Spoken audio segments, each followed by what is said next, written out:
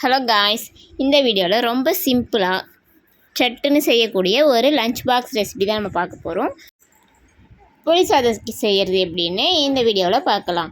அதுக்கு முதல்ல வானலில் எண்ணெய் சூடானதும் கடுகு, கடலைப்பருப்பு, உளுந்து, கருவேப்பிலை, காஞ்ச மிளகாய் இதெல்லாம் போட்டு நல்லா வதக்கி எடுத்துக்கணும்.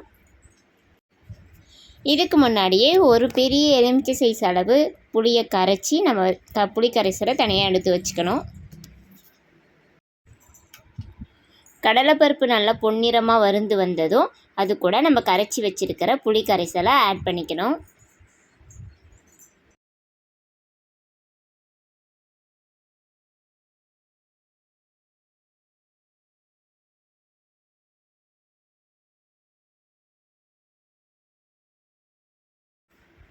புளி கரைசல் ஆட் பண்ணதுக்கப்புறம் இதுக்கு தேவையான பெருங்காயத்தூள், மஞ்சத்தூள், உப்பு மூணுத்தையும் போட்டு நல்லா கிளறி விட்டுக்கணும்.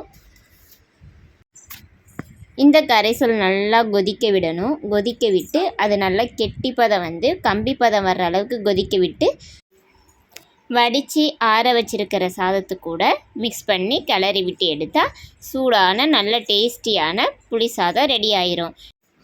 இதை உடனே சாப்பிட்றத விட 1 ஹவருக்கு அப்புறம் சாப்பிடும்போது ரொம்ப சுவையாக இருக்கும். இந்த வீடியோ பிடிச்சிருந்தால் லைக் பண்ணுங்கள், ஷேர் பண்ணுங்கள். நன்றி. அடுத்த வீடியோவில் மீட் பண்ணலாம்.